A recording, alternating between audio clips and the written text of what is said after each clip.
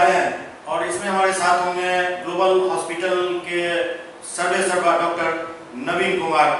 ये मधुमेह रोग के विशेषज्ञ हैं और आज के कोरोना काल में मधुमेह रोगी कैसे रहें, क्या क्या सावधानियां बरतें और मधुमेह से बचने के लिए, साथ में कोरोना से भी बचने के लिए क्या कुछ उपाय किया जा सकता है, इस पूरे मुद्दे पर अभी हम कुछ देर चर्चा करेंगे इनसे। तो आगे पहला सवाल ये है, जो मधुमेह ये एक शब्द ऐसा हो गया जो अब लोगों को डराने लगा है, आखिर ऐसा क्यों हो रहा है? मधुमेह जैसा कि हम लोग जानते हैं कि जिसको डायबिटीज कहते हैं, तो जब हमारे ब्लड में एक ग्लूकोज की सामान्य लेवल होती है, अगर उस लेवल से अगर ऊपर ग्लूकोज जाता है तो हम लोग मधुमेह कहते हैं या डायबिटीज उसको कहते हैं।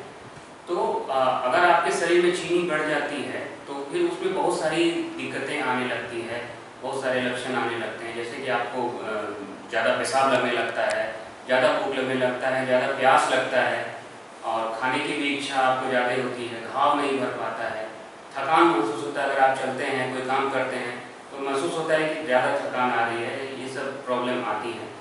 तो मधुमेह आज और अभी जो रिसेंट ईयर्स में जो मधुमेह बढ़ रहे हैं, अभी जो लगभग 8 करोड़ मरीज हमारे भारत में मधुमेह के हैं, इसलिए भारत को जो है वो डायबिटीज़ की राजधानी कहा जाता है, क्योंकि जो सबसे अधिक डायबिटीज जो है अभी इंडिया में है। इसका सबसे बड़ा कारण है कि लाइफस्टाइल, जो हम लोगों का जीवन शैली है, वो बहुत बदलाव आया है पिछले 10 सालों में। जो आप देख रहे हैं कि जब से डिजिटल जो मोबाइल और इंटरनेट इस सब की बात हुई है, तो फिजिकल एक्टिविटी कहीं ना कहीं लोगों की घट गई है, जिसकी वजह से जो है उसमें आपको इसकी जो है ये जीवन शैली में जो परिवर्तन आया है, उसकी वजह से मधुमेह का ग्राफ बहुत ज़्यादा बढ़ा है। फास्ट लाइफ जीने लगे हैं, फास्ट फूड खाने लगे हैं जी। ये फास्ट फूड कितना नुकसानदेह और कितना फायदेमंद है? जंक फूड या फास्ट फूड जितने भी होते हैं जो हम लोग कहते हैं, उसमें फाइबर्स की मात्रा बहुत कम होती है, फैट्स बहुत ज़्यादा होते हैं, खास करके ट्रांस फैट जिसको हम लोग कहते हैं, जो है वो बहुत ज़्यादा होता है और इसके कारण जो है वो आपके शरीर पर हानि पहुँचाता है। फाइबर्स कम होते हैं, कार्बोहाइड्रेट ज़्यादा होते हैं, फैट होते हैं, तो उसकी वजह से जो है आपके कहीं ना कहीं आपके शरीर में वो जो है सही तरीके से संतुलन नहीं बना पाता है। और हम उसके साथ जंक फूड्स लेते हैं और जीवन शैली में हम लोग कुछ करते नहीं हैं, व्यायाम नहीं करते हैं, चलते नहीं हैं, टहलते नहीं, और कुछ बाइक और गाड़ी से करना चाहते हैं, तो जीवन शैली में भी बदलाव आता है, जिसकी वजह से जो है दोनों मिल करके जो है डायबिटीज़ का आपको रूप देता है। नाइट में जो पहले था, जो दिन में काम करना, रात को आराम करना, ये अब टोटली चेंज हो चुका है। नाइट कल्चर में ज़्यादा लोग भाग लेने लगे हैं, तो ये कहाँ तक इसमें असर करता है? कहीं ना कहीं आप अगर अपनी दिनचर्या को अगर चेंज करते हैं, जो आपका दिनचर्या है, तो कहीं ना कहीं आपके हेल्थ पर, आपके स्वास्थ्य पर उसका असर पड़ता है।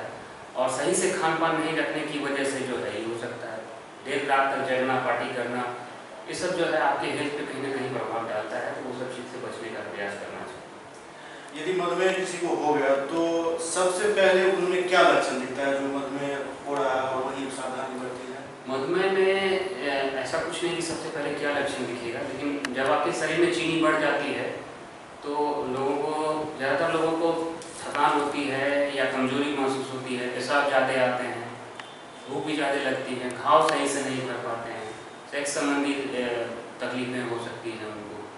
तो ये सारे पूरे एक स्पेक्ट्रम है, जिसको मिला करके अगर किसी को भी, या किसी के घर में अगर पहले से चीनी है, उनके मदर फादर ब्रदर सिस्टर किसी को भी चीनी है और उनको ये सब लक्षण आ रहे हैं, मोटापा है, BMI ज़्यादा है, उनका वेट ज़्यादा है, तो ऐसे ये सब कारण है। और साथ में अगर मोटापा और ये वेट ज़्यादा है तो आप डायबिटीज़ के लक्षण उसको मान सकते हैं और स्क्रीनिंग अपना करा सकते हैं कि आपको डायबिटीज़ हेरेडिटी भी है?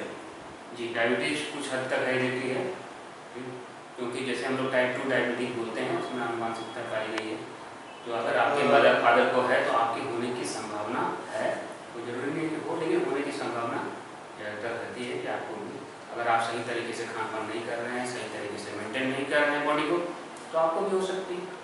तो भोजन में मतलब क्या कुछ ऐसा लिया जाए जो इससे परहेज हो, बचा जा सके?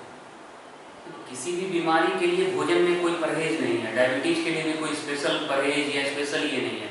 आपको एक फिक्स्ड डाइट प्लान चाहिए, आपको एक संतुलित आहार जिसको हम लोग कहते हैं, कोई भी आदमी के लिए, किसी भी आदमी के लिए, चाहे डायबिटीज हो या नहीं हो, संतुलित उसको आहार चाहिए, बैलेंस डाइट चाहिए। तो बैलेंस डाइट में क्या होता है? बैलेंस डाइट में आपको कार्बोहाइड्रेट होता है, प्रोटीन होता है, फैट होता है, विटामिन होता है, मिनरल्स होता है। तो ये हमारा बैलेंस डाइट है।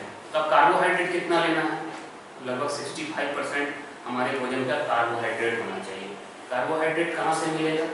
रोटी से मिलेगा, चावल से मिलेगा, सब्जी से मिलेगा, फल से मिलेगा। ये कार्बोहाइड्रेट्स हो गया। विटामिन एंड मिनरल्स भी हम लोगों को ग्रीन वेजिटेबल, सब्जी, फल वगैरह से मिलेगा। दूसरा आ गया आपको प्रोटीन। प्रोटीन का क्या सोर्स है? प्रोटीन आप जो है अगर वेजिटेरियन है तो आप दाल हो गया आपके लिए, दूध हो गया, पनीर हो गया। अगर आप नॉन वेजिटेरियन हैं तो अंडा, मांस, मछली, मुर्गा, ये सब आपको प्रोटीन, ये सब सोर्स प्रोटीन का सोर्स, मेजर सोर्स ऑफ प्रोटीन हो गया यहाँ पर।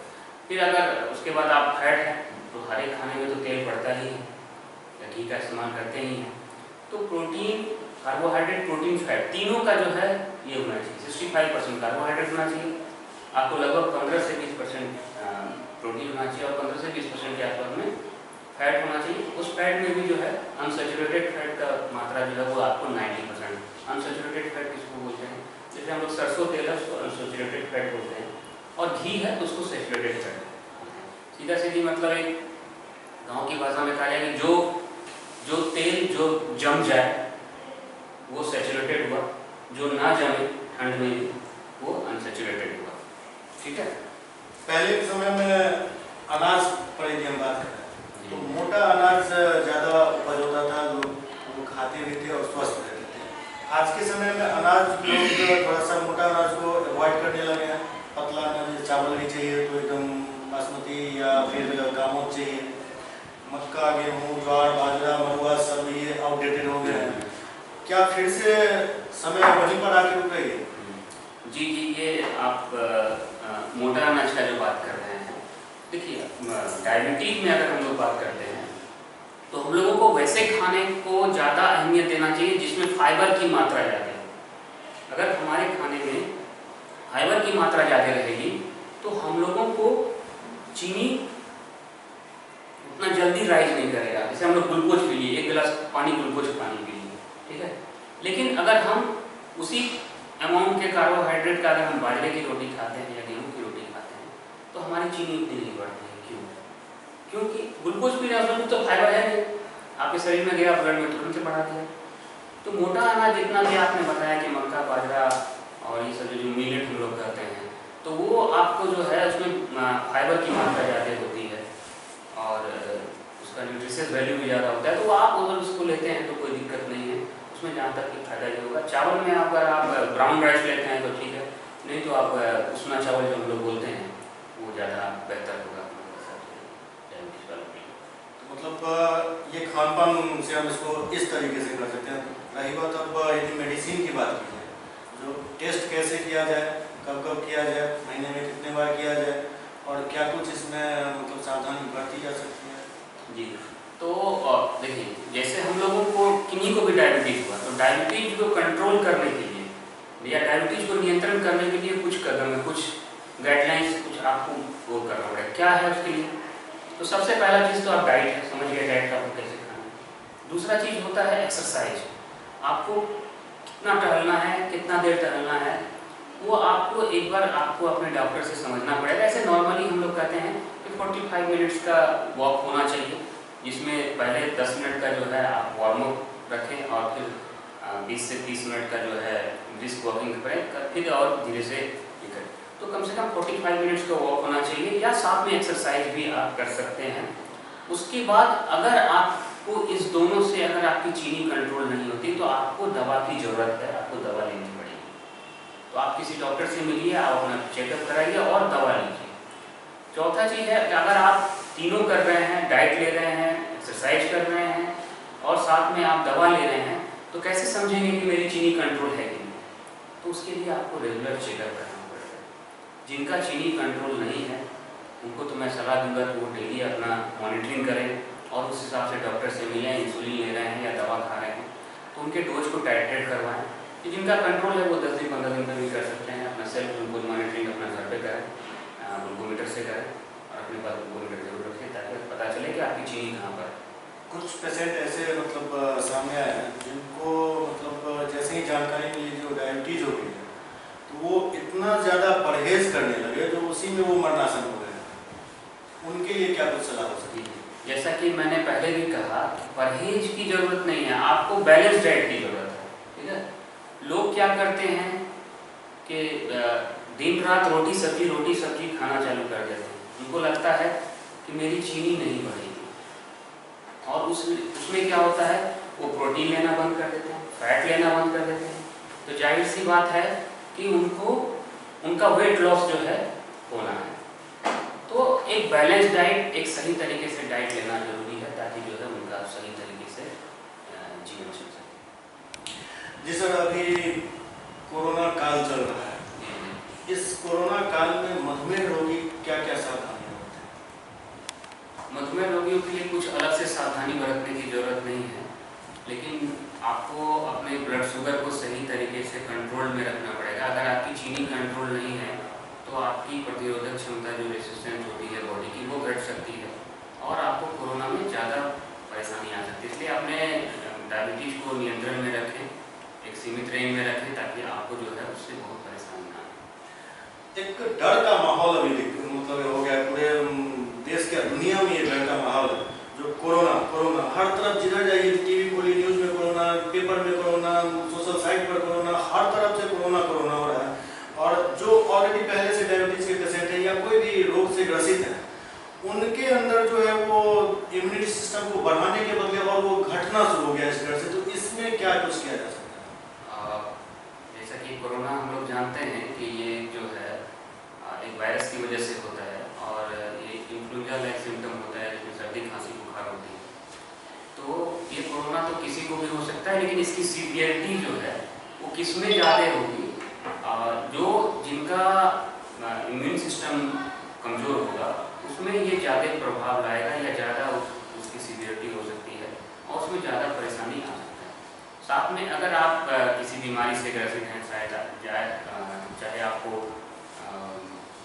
चीनी हो, बीपी हो, या किडनी की खराबी हो, कैंसर हो, या किसी भी तरह का जो है बीमारी हो, जो क्रोनिक बीमारी है, टीबी है, तो वैसे केस में आप अगर सही से बचाव नहीं करते हैं तो कोरोना आपके लिए जो है घातक हो सकता है। साथ ही साथ अगर आप स्ट्रेस लेते हैं तो स्ट्रेस में आपकी जो प्रतिरोधक क्षमता होती है वो घट जाती है, और आपके जो बीमारी को सहने की क्षमता होती है वो घट जाती है। तो उसमें आपको कोरोना से ज़्यादा खतरा हो सकता है। होता है, बहुत तरह के मधुमेह होते हैं, जैसे एक तो टाइप 1 जो बहुत कॉमन होता है, और भी बच्चों में होता है, जैसे हम लोग मॉर्निंग करते हैं, तो वो भी होता है। और आजकल बच्चों में तो नहीं कहेंगे, लेकिन टाइप 2 डायबिटीज भी जो है उसका इंसिडेंस जो है लेस देन 30 ईयर्स में होने लगा है। तो मधुमेह तो ऐसा बीमारी है कि किसी भी वर्ग को, किसी भी आदमी को अभी नहीं छोड़ रहा है, इसलिए मधुमेह तो सभी वर्गों में हो रहा है। गर्भवती महिलाओं के लिए कोई खास? गर्भवती महिलाओं के लिए अगर उनका कोई पहले से हिस्ट्री है कि उनको गर्भ के समय में अगर डायबिटीज है, तो उनको रेगुलर चेकअप कराना चाहिए। खास करके उनको जो है 5वें महीने से या चौथे महीने से जो है रेगुलर ग्लूकोज मॉनिटरिंग करना चाहिए। जिनका वेट ज़्यादा है, BMI ज़्यादा है, उनको ग्लूकोज की मॉनिटरिंग करनी चाहिए। और अगर पहले से कोई प्री डायबिटीज है, पहले से ही डायबिटीज है और प्रेग्नेंट हुई हैं, उनको तो पहले महीने से ही रेगुलर मॉनिटरिंग करना चाहिए। दिन भर में 4 बार 5 बार रेगुलर उनका जो है चेकअप होना चाहिए, उनकी चीनी कितनी जा रही है और उनको क्या करने की ज़रूरत है, दवा लेने की ज़रूरत है या नहीं है। सही से उनको डाइट प्लान होना चाहिए उनका डाइटिशियन के अनुसार, तो इस तरह से वो चल सकती है। जो मान लीजिए गर्भवती महिला है, उनका डिलीवरी जो है वो सिजेरियन ज़्यादा सेफ है या नॉर्मल? नहीं, ऐसा कुछ नहीं है। अगर मान लीजिए कि जेस्टेशनल डायबिटीज है, ठीक है, प्रेगनेंसी है, लेकिन उनको जो है अगर उनका कंट्रोल है तो उससे कोई मतलब नहीं है कि सिजेरियन हो या नॉर्मल हो, कुछ भी हो सकता है, कोई दिक्कत नहीं है। ऐसा नहीं है कि अगर आपको डायबिटीज है तो सिजेरियन कराना पड़ेगा या मतलब नॉर्मल ही होना चाहिए, ऐसा कुछ नहीं। एक महिला गर्भवती है, वो डायबिटिक है, तो जो बच्चा जन्म लेगा क्या वो भी डायबिटिक होगा? नहीं, इसका कोई ज़रूरत नहीं है कि बच्चे को जो है डायबिटीज हो जाएगा, ऐसा नहीं। ये कोई नियम नहीं? जी नहीं, तो सेफ बच्चा रह सकता है? एकदम सेफ रहेगा। तो इसमें कोई मतलब डरने वाली बात ऐसा नहीं है कि आप मदर को अगर डायबिटीज है तो बच्चा जो जन्म लेगा उसको भी डायबिटीज होगा, वैसे जी। तो एक मतलब कुछ कुछ पेशेंट से बात हो रही थी, वो गर्भधारण ही नहीं कर रहे इस डर से जो मैं डायबिटिक हूँ तो कहीं बच्चा भी डायबिटिक ना हो जाए। ना, ऐसा अगर सोच है तो गलत है, ऐसा नहीं होता है, ठीक है। अगर उनको अगर डायबिटीज है तो अगर वो गर्भधारण करेंगे तो उनके बच्चे को डायबिटीज हो जाएगा, ये सोच गलत है, ऐसा। तो आप मतलब इस पूरे डायबिटीज पर यदि हम लोगों ने इतनी देर बात की है, बहुत सारे इसमें तथ्य निकल कर सामने आए, ओवरऑल यदि आपसे एक सलाह ली जाए जो आखिरकार लोग अपने लाइफ स्टाइल को कैसा रखें और क्या कुछ सावधानियां बरतें जो डायबिटिक होने से बचा जा सकता है? डायबिटीज जो ये एक जीवन शैली बीमारी है, ठीक है। तो आप अपने जीवन शैली में बदलाव लाएं, लाइफस्टाइल में बदलाव लाएं, समय पर सब कुछ हर चीज़ करें। कुछ ना कुछ आपको फिजिकल एक्टिविटी डेली करनी चाहिए, खास करके वैसे लोगों को जिनके घर में डायबिटीज है, मदर को, फादर को, ब्रदर सिस्टर को, तो वैसे लोगों को कुछ ना कुछ जो देर जरूर जो है अपने फिजिकल एक्टिविटी पे लगाना चाहिए। और साथ ही साथ उनको जो है कुछ आप डाइट प्लान उस तरह से लें, जंक फूड्स का इस्तेमाल ना करें। तो इस तरह से अगर आप करते हैं तो आप डायबिटीज को बहुत हद तक जो है कंट्रोल कर सकते हैं या उससे बच सकते हैं। अगर आप नहीं करते हैं और आपके घर में जो है किसी मतलब किसी को भी अगर पेरेंट्स को है तो आपको भी डायबिटीज जल्दी हो जाएगी। तो इसलिए जो है बचने के लिए थोड़ी जीवन शैली में बदलाव लाने की जरूरत है। तो अभी आप लोग देख रहे थे मधुमेह रोग में क्या कुछ सावधानियां बरतनी चाहिए, क्या कुछ उसमें खान पान में परहेज करना चाहिए और लाइफ स्टाइल कैसा रखना चाहिए ताकि हम डायबिटीज से बच सकें। यदि हम डायबिटिक हैं तो उसमें ज़्यादा परेशानी नहीं है। इस सब मुद्दे पर अभी हमने डॉक्टर नवीन कुमार जी से बातचीत की है। उन्होंने पूरा मुद्दा जो है वो खुलकर सामने रखा है, चाहे वो कोरोना से जुड़ा हुआ हो, गर्भवती महिलाओं से जुड़ा हुआ हो, हर मुद्दे पर हम लोग ने बात की है। उम्मीद है आप लोग इस पर ध्यान देंगे। और अभी हम तुरंत इस डायबिटिक पेशेंट के लिए यदि कोई मधुमेह रोगी है तो कैसे उनका पैथोलॉजिकल टेस्ट होता है और क्या उसमें मात्रा होनी चाहिए, कितना भोजन से पहले, कितना भोजन के बाद, इस पर भी बात करेंगे। लेकिन फिलहाल डॉक्टर नवीन कुमार जी का बहुत बहुत धन्यवाद करते हैं सर, बहुत बहुत धन्यवाद हमसे बात करने के लिए।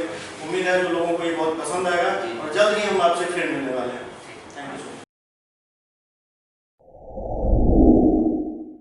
Global health care and diabetes research centre, जो बिहार में पहला अंतर्राष्ट्रीय तकनीक एवं आधुनिक सुविधाओं से लैस सुपर स्पेशलिटी डायबिटीज केंद्र है, जहां एक छत के नीचे डायबिटीज से संबंधित सारी सुविधाएं मौजूद हैं, जैसे कि diabetes heart care, diabetes eye care, diabetes neuro care, diabetes foot care, diabetes pharmacy और डायबिटीज प्रयोगशाला। पता जीसस एंड मैरी स्कूल के पास, रहमगंज, दरभंगा, बिहार। तो मधुमेह पर हम अभी डॉक्टर नवीन कुमार जी से बात कर रहे थे। अब हम बात करेंगे डॉक्टर अंजार अहमद खान जी से, जो पैथोलॉजिस्ट हैं और मधुमेह के रोगियों को क्या कुछ सावधानियां बरतनी चाहिए, कैसे उनका पैथोलॉजिकल टेस्ट होता है, क्या मात्रा कितनी होनी चाहिए, इस सब मुद्दे पर अब हम डॉक्टर अंजार अहमद खान साहब से बात करेंगे। डॉक्टर साहब, सबसे पहले तो आपका बहुत बहुत स्वागत है सीएस में। पहला सवाल ये है, जो मधुमेह के रोगी जो होते हैं वो चिंतित बहुत रहते हैं और कैसे टेस्ट करावें, कहाँ टेस्ट करावें, क्या मात्रा होनी चाहिए, भोजन से पहले टेस्ट की, क्या भोजन के बाद होनी चाहिए, इस तरह विस्तार से। जो भी मधुमेह रोगी हैं उनको तो हर महीने एक ब्लड शुगर फास्टिंग कराना चाहिए और एक खाने के 2 घंटे के बाद कराना चाहिए। अगर वो पहले से डायबिटिक हैं तो कोई दवाई ले रहे हैं तो वो दवाई खाने के टाइम में या खाने से 10 मिनट पहले ले लें, उसके 2 घंटा पे वो अपना ब्लड जांच के लिए दें। फास्टिंग में हमेशा 70 से 110 के बीच में रहना चाहिए और खाने के बाद 100 से 140 के बीच में उनका ब्लड शुगर रहना चाहिए। और जांच हमेशा किसी पैथोलॉजी लैब में, रिकॉग्नाइज पैथोलॉजी लैब में ही कराना चाहिए, जहां एक पैथोलॉजिस्ट अवेलेबल हो जिनकी देख रेख में जांच किया जाता है। दूसरी चीज़ ये कि मेरे समझ से उनको हर 6 महीने पे एक बार अपने किडनी का जांच कराना चाहिए कि किडनी मेरा किस तरह फंक्शन, क्योंकि डायबिटीज पेशेंट में किडनी बहुत जल्दी अफेक्टेड होते हैं। दूसरी चीज़ कोलेस्ट्रॉल का जांच कराना चाहिए, उसके साथ टोटल लिपिड प्रोफाइल होना चाहिए जिसमें कोलेस्ट्रॉल, ट्राइग्लिसराइड, HDL ये जांच उनको हर 6 महीने पे एक बार जरूर करा लेना चाहिए और शुगर का जांच हर महीने एक बार करा लेना चाहिए, ताकि पता चले कि शुगर उनका कहाँ तक भागा, क्या दवाई का डोज उसमें चेंज होगा या दवाई का डोज ज़्यादा होगा या कम होगा, ये उनको कराने की जरूरत है। मैनुअल टेस्ट जो आप लोग करते हैं और एक इलेक्ट्रॉनिक टेस्ट है जो एक किट बिल्कुल, तो इस दोनों में क्या अंतर है? और हम लोग जो करते हैं ये तो बायोकेमिस्ट्री एनालाइजर पर करते हैं या फुली ऑटोमेटिक एनालाइजर पर करते हैं, वो आपका एक्यूरेसी ज़्यादा होती है। लेकिन ग्लूकोमीटर जस्ट एक, अब कोई पेशेंट है उसको अपना कुछ प्रॉब्लम हो रहा है घर में, उसको बेचैनी हो गई या पसीना चल रहा है, उस टाइम में जस्ट एक रैंडम आइडिया लेने के लिए वो ग्लूकोमीटर से कर सकते हैं। लेकिन बेसिक एक्यूरेसी जो है, मेन एक्यूरेसी जो है वो मैनुअल, वो आपको एनालाइजर पे ही आएगा। तो मतलब हम उसको तत्काल राहत के लिए उसका यूज करें, वो जस्ट एक आइडिया लेने कंफर्म आप उसको नहीं मान सकते। कई बार मैंने देखा है कि लोग घर से आ रहे हैं, कह रहे हैं कि मेरा 70 है, लेकिन हम कर रहे हैं तो वहाँ पे 200 आ रहा है फास्टिंग। बहुत सारे कभी-कभी बहुत डिफरेंस आ जाता है। तो ये कहीं ना कहीं जो उस पर पूरा भरोसा करके चलते हैं, नहीं सर जेब में लेके जाते हैं, वो खतरनाक साबित हो सकता है एकदम। और आपके हिसाब से इस मधुमेह में यदि हम कोई पेशेंट हैं तो उनको क्या कुछ सावधानी बरतनी चाहिए खान पान में? खान पान में सबसे पहले तो उनको चाहिए कि मीठे का प्रयोग किसी रूप में न करें, चावल का प्रयोग न करें, आलू का प्रयोग न करें। अभी जैसे आम का सीजन है, मैंने बहुत लोगों को देखा है कि वो आम खा लेते हैं और उसके बाद वो आते हैं ब्लड शुगर कराने तो सीधा ब्लड शुगर उनका भाग जाता है। दूसरा, डेली इनको फिजिकल एक्टिविटी करना चाहिए, जैसे मॉर्निंग वॉक कर लिया 3-4 किलोमीटर। अगर किसी को फैमिली हिस्ट्री है तो उनको और प्रिकॉशन लेने की ज़रूरत है। फ्रूट्स पे ज़्यादा ध्यान ले सकते हैं, सारे फ्रूट्स नहीं ले सकते हैं, जैसे एप्पल सेब ले सकते हैं। बाकी मेन आप रोटी पे जाएं, अगर 2 रोटी 3 रोटी के साथ थोड़ा चावल ले लेते हैं तो उससे थोड़ा सा, मतलब इसके लिए जस्ट होता है लोगों के बारे में थोड़ा सा ले लें तो उससे कोई फर्क नहीं पड़ेगा। सर आजकल डायबिटिक पेशेंट जो हैं वो ठगी के शिकार भी हो गए हैं, जैसे कुछ इलेक्ट्रॉनिक गैजेट्स आ गए हैं मार्केट में जो जिसका प्रचार खूब किया जाता है, आप ये लगाएंगे तो डायबिटीज नहीं होगा, है तो ठीक हो जाएगा। क्या ये सही है? ये सब बिल्कुल गलत है। जिसको होना है वो होगा ही। ये मेन डिपेंड करता है आपके खान पान। आज हम देख रहे हैं बाजार में जो भी चीज़ अवेलेबल है उसमें कितनी मिलावट है नहीं है ये हम नहीं जानते। हर आदमी बाजार से जो भी चीज़ लेना क्या बाजार से ले लेगा। हर चीज़ में आपका चाहे कोई भी चीज़ हो उसमें कुछ तरह का यूरिया या मेडिकेशंस डाल के लोग उसको खेती कर रहे हैं या उसमें मिलावट डाल रहे हैं। ये चीज़ आपके शरीर पे बहुत इफेक्ट होता है। मतलब हर्बल खेती को बढ़ावा मिले तो डायबिटीज कम हो सकता है। जो पहले ज़माने में खेती हो रही थी वो हमारे लिए, हमको लगता है कि वो ज़्यादा हमारे लिए बेनिफिट थी। अभी मतलब जो चावल है मार्केट में वो गर्मा चावल पूरा मार्केट में, अगहनी चावल जो होता था हमको मोटा चावल होता था, घर का चावल था। आजकल जो भी चावल आप देखिएगा पॉलिश चावल है, किस चीज़ से पॉलिश है, उसमें क्या प्रिजर्वेटिव डाले गए हैं हम नहीं जानते। सब्जियां हैं उसमें सुई डाल के उसको रातों रात बढ़ा कर ऑक्सीटोसिन का इंजेक्शन डाल रहे हैं जो कि आपके जान के लिए बहुत बड़ा खतरा है। लेकिन ये सब ये कारण है इसका मेन आपका जो food habits and physical activity, इसको आपको कंट्रोल करना ही पड़ेगा। वर्क कल्चर कितना इसमें जवाब दे रहे हैं इसके, जैसे नाइट कल्चर को बढ़ावा मिला, दिन में काम करने वाले थे पहले लोग, रात में आराम करते थे। अब क्या है जो शिफ्ट भी हो गया, शिफ्ट में काम करना है और किसी भी शिफ्ट में काम करें आपको प्रॉपर स्लीप लेना होगा, टेंशन फ्री रहना होगा, किसी तरह का कोई टेंशन नहीं लीजिए। जो एक नॉर्मल रूटीन में वर्क होता है वो आप करते रहिए और एडिक्वेट स्लीप होना चाहिए प्रॉपर 7 से 8 घंटा या 6 घंटा, जो लोगों का ये 6 से 8 घंटा का स्लीप आपको लेना ही चाहिए। वो जरूरी है। फिजिकल एक्टिविटी जरूरी है। नहीं आप वॉक कर सकते हैं, अगर आपके इसमें कुछ गार्डन है गार्डनिंग कर लीजिए। नहीं है तो अभी जैसे घर में लोग आजकल वो रखते हैं TMT दौड़ने वाला, वो यूज़ कर सकते हैं या कोई फिजिकल एक्सरसाइज कर सकते हैं। अभी जैसे लॉकडाउन खत्म हुआ है, फिर से शुरू होने वाला है, बहुत जगह शुरू भी हो गया, तो लोग एकाएक घर में कैद हो गए। तो इस समय क्या डायबिटीज का लेवल बढ़ने का खतरा रहता है? डायबिटीज का लेवल डिपेंड करता है कि आप क्या खा रहे हैं, क्या पी रहे हैं, कितनी आप कैलोरी ले रहे हैं शरीर के अंदर और कितनी कैलोरी आप बर्न कर रहे हैं, ये तो उस पर डिपेंड करेगा। हम बहुत सारे लोग कहते हैं कि हम मीठा नहीं खाते फिर भी हमको डायबिटीज हो गया। बहुत सारे ऐसे पेशेंट आते हैं तो कैलोरी बर्न नहीं कर पाते, वो अपना कैलोरी बर्न नहीं कर पाते, या फिर उनके फैमिली में हिस्ट्री है, उनके फादर को रहा, मदर को रहा, दादा को रहा या दादी को रहा, मतलब फैमिली में वो चला आ रहा है, तो वैसे लोगों को प्रिकॉशन लेने की ज़्यादा ज़रूरत है। बहुत सारे लोग आते हैं हम लोग के पास, हम तो मिठाई नहीं खाते, हम ये नहीं करते, हमको कैसे हो सकता है? तो ये मीन्स कि आपका फैमिली टेंडेंसी है, फैमिली में जरूर आ रहा है आपके। अब जैसे मेरी फैमिली में अभी तक डायबिटीज नहीं है किसी, मतलब पैटर्नल साइड में, न मेरे फादर को है, न मदर को है, न हमको है, न भैया को है, किसी को नहीं है। तो हेरिडिटी तो पैटर्नल और मैटरनल दोनों साइड लेके हाँ, चलना होता है। दोनों साइड लेके चलना। यदि मतलब मदर साइड में हो या फादर है साइड, तो वो भी नहीं कर सकता है। दोनों साइड।